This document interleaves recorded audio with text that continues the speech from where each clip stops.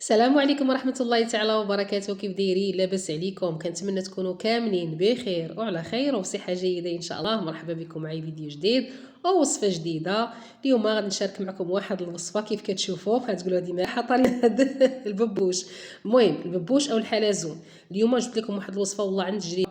هاد الوصفه هذه اللي غادي نعطيها لكم خطيره بالنسبه للناس اللي عندهم مشكل ديال ضيق النفس، السعال او الكحبه الناشفه. هذه دقه ببطله. شوفوا انا هذه عند وصفه عن تجربه. بالنسبه للببوش راه ممتاز يعني، وكيف كتشوفوا هنا راه عندي يعني البلول ديالو. راه اما جيبوه صايبوه في الدار ولا يعني راه كيتباع واجد. انا صراحه خديته واجد يعني ما صايبتوش في الدار. يعني كنعرف يعني حنا عندنا هنا موجود صراحه الببوش في اي مدينه كاين الببوش، غير ما خصكم تعرفوا يعني يعني المكان اللي كتاخذوه يكون موثوق فيه. كنقول لكم دائما وكيبيع داكشي عنده يعني داكشي مزيان. المهم هذا الببوش راه خطير يعني عن تجربه. راه كينقي الصدر بواحد الشكل خطير. بالنسبه كيف قلت لكم انا راه نزلت لكم يعني وصفات ديال البرد مع هاد الايامات راه كاينه النزله، وكثير ديال الناس اللي مرادين بهاد النزله ديال البرد، الكحبه، ضيق التنفس. هاد الوصفه هذه راها خطيره.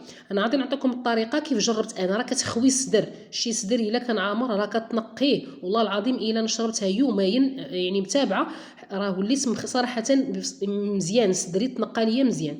كنت درت معكم الوصفه ديال الحامض بالنسبه للكحبه والحمد لله حيدت، ولكن كيبقى الصدر شويه مزير. درت هذه يعني اي حاجه انا درتها انا نشاركها معكم.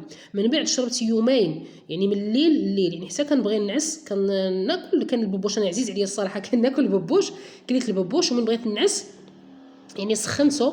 هاد يعني البلول ديال الببوش حتى كنبغي نعس عاد يعني ما تشربوا حتى حاجه من مور هاد ملي تاخذوا هاد الكاس ديال البلول ديال الببوش.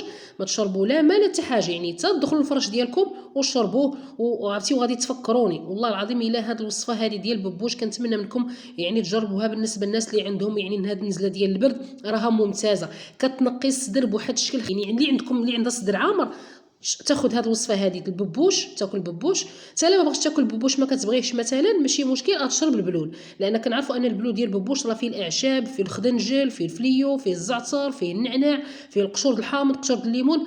راه ممتاز يعني جربوها على حسابي. وانا دائما كنقول لكم الوصفات اللي كنجرب راه كنشاركها معكم. المهم الحمد لله شربت انايا هذا الماء ديال الببوش راه يومين ومازال غنشرب اليوم باش نصفى مزيان. المهم الحمد لله الكحبه ما بقاتش فيا يعني الحمد لله يعني النزله ما بقاتش فيا، ولكن ضروري كنشرب باش صدري يخوى. المهم انا هذه شربتها يومين دابا والحمد لله صدري تنقى ليا اللهم لك الحمد. يعني دابا انا بغيت نشارك معكم الوصفه اللي عنده مشكل ديال الكحبه الناشفه او ضيق النفس النزله ديال البرد الكحبه. المهم خذوا الببوش والماء ديال الببوش. هذه الوصفه ديال اليوم كنتمنى منكم تجربوها وتبارطاجيوها.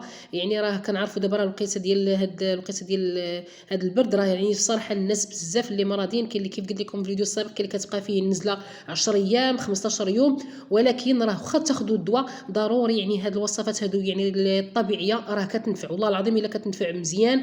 وكيف قلت لكم بخروا بالشيح. الشيح راه كيطرد الفيروس. ضروري ما تاخذوا واخا الدواء ديالكم راه ضروري ما تبخروا الدار بالكاليبتوس او بالشيح باش الفيروس ما يبقاش يدور لكم في الدار. المهم كانت هذه وصفتنا اليوم كنتمنى منكم تجربوها. كيف قلت لكم اللي ما كيبغيش الببوش ماشي مشكل ياخذ البلول. هذا البلول تاخذوه وتشربوه حتى تبغيو تنعسوا يعني من الكاس من الليل يعني ماشي تشربوش في النهار.